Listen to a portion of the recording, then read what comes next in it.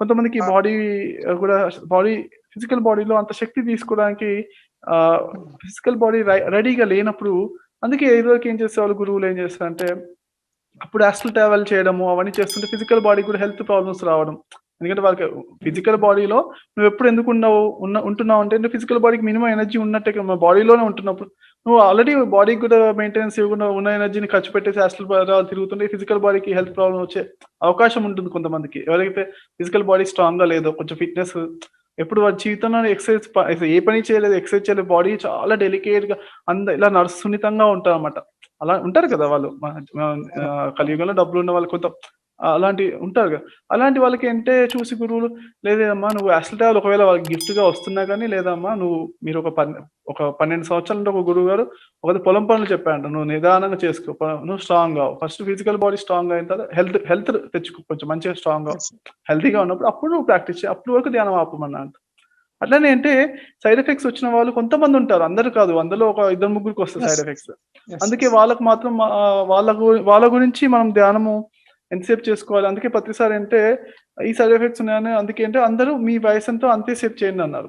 కానీ సైడ్ హ్మ్. ఎఫెక్ట్స్ రాని వాళ్ళు మాత్రం ఎంతసేపు చేస్తే ఇప్పుడు రమణ మహర్షి లాంటి వాళ్ళున్నారు. వాళ్ళు వాళ్ళు అంటే 12 సంవత్సరాలు, 15 సంవత్సరాలకి ధ్యానం చేస్తూ 90 సంవత్సరాలు ధ్యానం చేస్తూనే ఉన్నారు అదే పనిగా. 80 సంవత్సరాల జీవితంలో తను 80 సంవత్సరాలు ధ్యానం చేశాడు. అదే పని ధ్యాన స్థితిలోనే ఉండిపోయేవాడు. అతను ఇక ఇంకే పని పెట్టుకోలే. అట్లా కూడా హ్మ్. ఉంటారు. మన స్పీడ్ ఏదుంది మనం చూసుకొని దానికి తగ్గట్టుగా చేసుకోవాలి.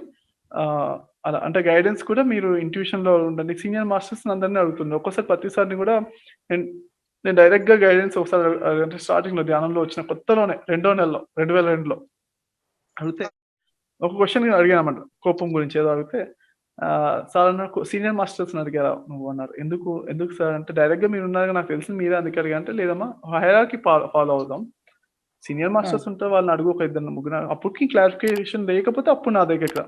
అందరి దగ్గర అడుగుతూ ఎందుకంటే నా టైము అంటే మన టైంకి రెస్పెక్ట్ అన్నమాట. సీనియారిటీకి రెస్పెక్ట్. మన లెవెల్ యెస్. బట్టి అలా మనము అలా అన్నమాట. అలా అన్నట్టు చెప్పారు సార్ ఆ విధంగా గైడెన్స్ అనేది దొరుకుతూనే ఉంటుంది. మనం శిష్యులు ప్రపంచంలో అదే గొప్ప విషయము. నాకు ఫస్ట్ నుంచి అర్థమైందంటే శిష్యుడు రెడీ అయినప్పుడు గురువు దొరుకుతారు అన్నట్టుగా అదో విచిత్రం. ఒక ఎనిమిదో విచిత్రం అంటే eighth wonder of the universe అనుకోవచ్చు. ఏంటంటే గైడెన్స్ అనేది మనం ఎదుగుతున్నప్పుడు దానికి తగ్గట్టుగా ఎక్కడి నుంచో చోటు నుంచి గైడెన్స్ వస్తుంది. అసలు హ్మ్. ఏ హ్మ్. పుస్తకం నుంచి ఏ పక్కనున్నవాడో మాటల ద్వారానో, ఎక్కడో ఏ గురువో నిజంగా మహర్షి సుభాష్ పత్రిజీ ప్రతిసారి ఆయనే నా ముఖంలో చెప్పాల్సిన అవసరం ఆయన ఏదో రూపంలో రావచ్చు. అలా అన్నమాట. హ్మ్. అదే గైడెన్స్ మనం అర్థం క్యాచ్ చేయాలి. మహాత్మా గాంధీ ఏం చేశారు అందుకే అనేవారు. ఎప్పుడు తనకు సమస్య వచ్చినా గాని భగవద్గీత బుక్ ఓపెన్ చేసేవారంట. హ్మ్. చేస్తే ఎక్కడో ఏదో పేజ్ ర్యాండమ్‌గా ఓపెన్ చేసి, ఆ ర్యాండమ్‌గా ఓపెన్ చేసే పేజ్‌లో ఆయనకి సొల్యూషన్ వచ్చేదంట. అంటే ఓకే. అలానే ఓకే. మీరు కూడా ఎక్కడి నుంచో గైడెన్స్ రావట్లేదు అసలు ఎప్పుడు అది తీసేసేయండి. గైడెన్స్ ఆల్‌వేస్ మీరు రెడీ ఉన్నప్పుడల్లా మీకు ప్రతిసారి గైడెన్స్ ఇవ్వబడింది. అందుకే అది విశ్వ నియమం అన్నమాట. మన అందరికీ ఇవ్వబడుతూనే ఉంది.